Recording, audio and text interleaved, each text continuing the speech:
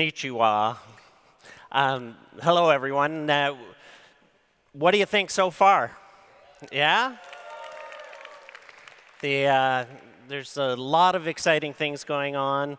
As Michael pointed out earlier, the team particularly in Belgrade, have done a phenomenal and tireless job at getting us to the point where we're at today, right here, right now, and that's very exciting. I'm going to try and go through my stuff very fast because we are running about an hour or so over. So thank you for your patience. Hopefully, it's nice to see you still here. So that's great. I wanted to just first of all touch on a little bit on the journey that got us here. I mean, Michael talked about it a bit. John talked about it. It's almost 3 years that we've been working on this, and John talked about Michael being on the road. John was working on things there to consult on a lot of the technology aspects, and I started playing with the financial model and just became consumed by it, and started building out a base model that grew into this very complex spreadsheet that became hundreds and hundreds of worksheets, most of which we're still using as a model today. And so it was very interesting. As John was saying, Michael would call John. Michael we'd arrange for a call, and we'd say, let's catch up. There's a few things we should go over. We'd have like 20 minutes to have a conversation. 4 hours later, after working through the various things, we'd get off the phone at 4 a.m. for at least one of us, and it's been very, very interesting. So I think many of you know that the very first city that we marketed in was Kuala Lumpur in 2016. There's a number of KL people here. Thank you for attending today. That was a huge moment, and I'm just going to highlight a couple of the big moments in our past. That's also from KL. Then I mentioned earlier that we did a quick stop in Bangkok and Singapore, and that was really the kickoff to our marketing. We were an affiliate-based marketing program then, and then we went on to, we did other things, but the next sort of thing that is key to the background of what I'm going to drive at in a moment here is that we did an event in Dubai. We announced that the network marketing program, we introduced the NetLeaders brand. That was a big change. Then, of course, as Michael pointed out, there's the huge moment in Zurich when we launched the blockchain, and it was really the birth of the first Dascoin, which was kind of cool. And I think many of you were there. And then, of course, today. So, yeah, the exchange, that's amazing. And Michael pointed out earlier that this moment cannot be overstated on how critical and how important it is to everything that we're doing. Because, you know, many of you that have worked with this, worked on this project in whatever capacity, know that some people question what we're doing. And this is a huge validation moment, and I look forward to next week as the real market is there trading and active and seeing where things settle. I look forward to learning and seeing how our community as a whole really approaches this. We have a great opportunity in front of us. We can actually take and continue to take, and hopefully we can all continue to take this long-term approach. Like, this is an incredible moment, and some of us have been, there's in fact people here that have bought licenses June 15th, 2016. Actually, that might not be true. You guys, I think, bought a license the 16th or 17th. But, you know, a very long time in waiting. But we're at this point where it is possibly, it certainly is the most important point in our short history. It's, as Michael said, possibly the most important point going forward for a very, very long time. But the interesting thing is now we're kind of at the same point that the other 800 cryptocurrencies are at, and they probably have this question too, and we certainly have it. It's this concept of what's next. And so because of our unique ecosystem, we have this opportunity to address that and to address that in advance. And you know, we saw George talking about some of the innovations that already exist in Web Wallet and some of the innovations that are coming. But there's this, all of those things happen inside the ecosystem. DOS Financial is starting this process where it is now managing the gateway for the outside coming in. So it's managing the gateway to our ecosystem. And I want to touch on and go through some of these kind of quickly, because we talk frequently about blockchain technology, cryptocurrency, how disruptive the technology is, and the impact it's going to have across many sectors. But let's take a look at the financial services sector.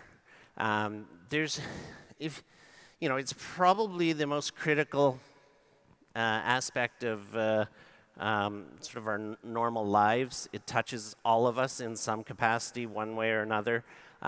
We rely very heavily on the financial services sector, and those that are successful in it are usually phenomenally successful. We saw a few of them sitting on their perches like the Jamie Dimons of the world.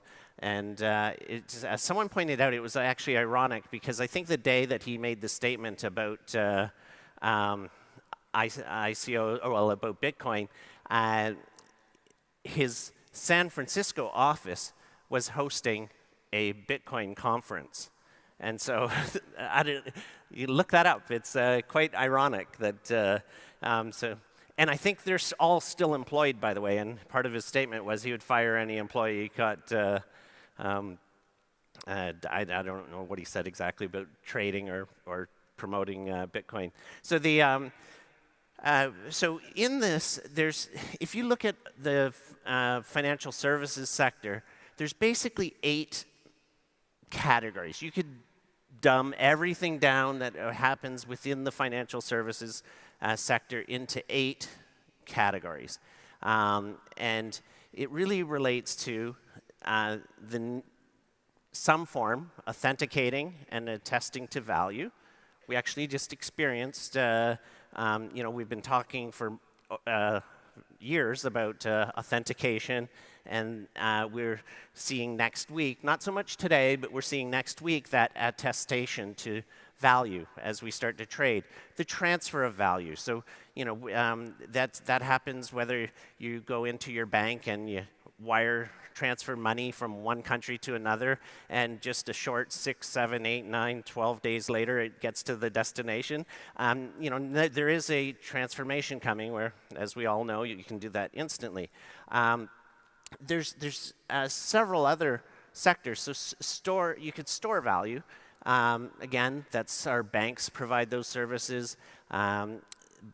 We're going to see transformation in the way we store value, not only on the validator, which is brilliant, but you're going to see it open up to other opportunities. And be thinking of those opportunities, introduce those opportunities. There are many things that you can do in that realm. I can tell you that we're thinking of them. There's lending value. So another aspect. You may have heard Blair talk about microfinance. There's many, many forms of things that you can do. And if you think of what's happening or what has happened in the last 8 years to the crypto sector, there's just hoarding. And that's great. But when there's a little bit of fear, then there's lots of selling. I think that if you actually have alternatives and your cryptocurrency could make you money, it creates a whole different dynamic. We're going to be seeing that. We're going to be participating in that. We're going to be announcing some things about that in the future. You can exchange value. That is the DOS exchange. It's our future exchanges that we talk about, our public exchanges. We will be introducing a public exchange that's going to trade multiple cryptocurrencies and fiat currencies, and that's coming. And we've been actively working on it. Then insurance, insurtech they talk about.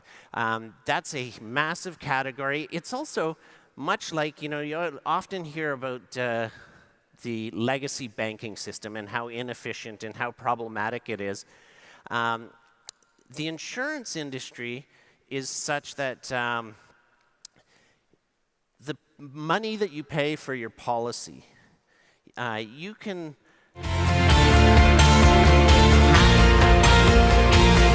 is to cover unnecessary fat in the middle, that inefficient overhead in the middle.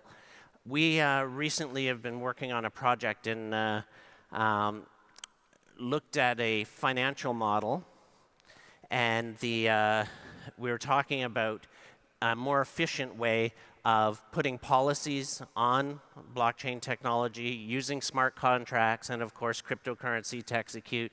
By utilizing a smart contract, you could actually be automatically paid out, or your beneficiary, if it was a life insurance, there could be auto execution of that policy. And so we were looking at it, and this is right up with the whole model's mapped out, and right through to the reinsurer.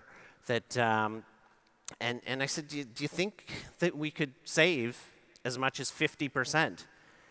Their data tells them they could save 88% by going direct and cutting out all of the unnecessary middlemen. And that I find, on one hand, disgusting. On the other hand, I find it as an amazing opportunity. And so you're going to hear more about this. But I'm sharing some of these things because I want to actually incite you to get creative, get out there, be thinking about these things.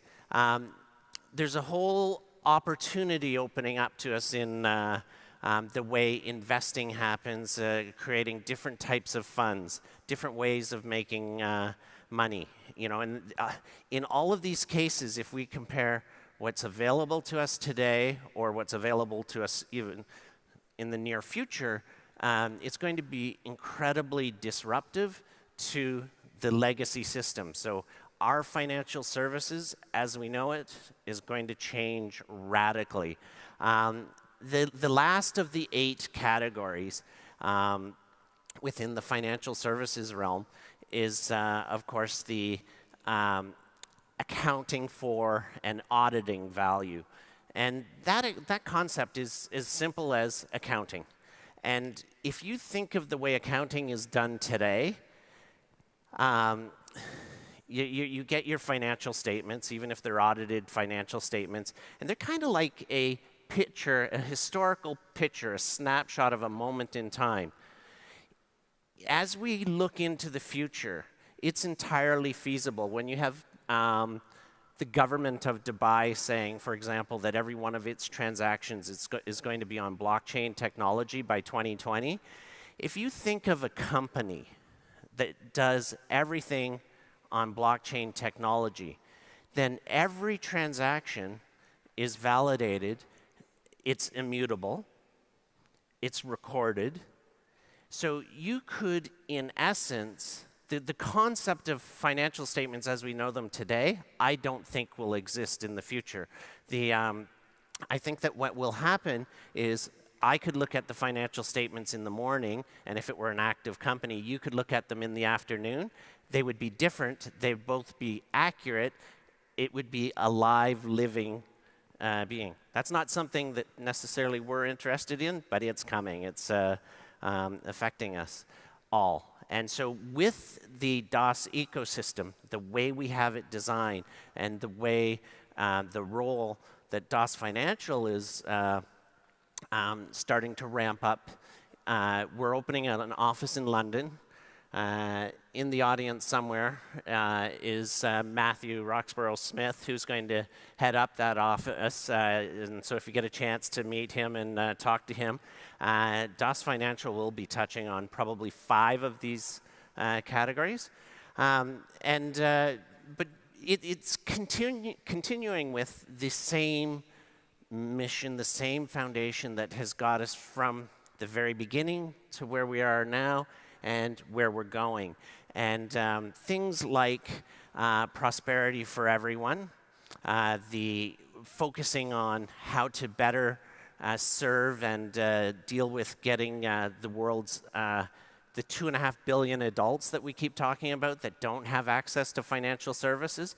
There's a tremendous number of opportunities, possibilities, and tremendous number of ways that we can change people's lives. And it's always inspirational when you have people like Augustine that takes care of 138 children, but we can actually impact millions of people's lives, and you guys can do that as well, and we certainly can do that collectively. So I'm almost done, and there's one thing that I wanted to share with you, because this concept of prosperity for everyone, we know that some of the next phases, I mentioned Q1, public exchange. We have talked about what's happening in Q2, of course, which is DOS Pay. It is a very important aspect of what we're doing. Presentation, it's this slide. We talk about it being the silver bullet. It is going to be absolutely an exciting moment when we can turn that on, when we have liquidity in the exchanges, when we I just don't know of any other cryptocurrency that is on the path that will get us there. So one of the things that we, within the financial services realm, are working on, we've been spending time with regulators. I recently went to a meeting and joined some other people that are in the audience. And so we went to meet with what I thought we were just going to meet with a regulator. And so we made the meeting, picked the date, time. There were 2 or 3 people from the regulator attending. And then the next day we get a call, is it okay if we have 5 people? Sure, no problem. Great opportunity to meet more. Next day, 10 people. That's next evening, 15 people. 2 days before the meeting, 20 people, 25 people. The morning of the meeting, 30 people.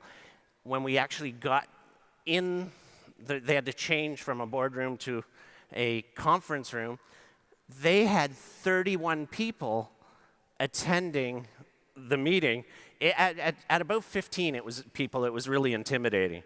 After that, it just whatever, shoot arrows into me. It was an amazing experience because they were very open. They really wanted to learn. I think George pointed out earlier, they want you to engage with them.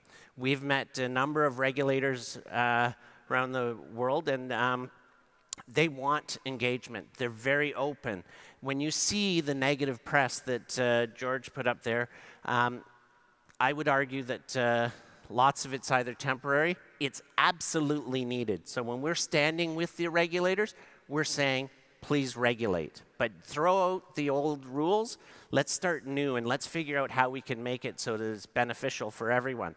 And so in closing, the thing that I want to announce today is that DOS Pay will be an ICO in 2018, and so you'll be kept abreast of that. We're going to be sharing some information before the end of the year, and it's going to be an exciting launch that we look forward to sharing with everyone. So thank you.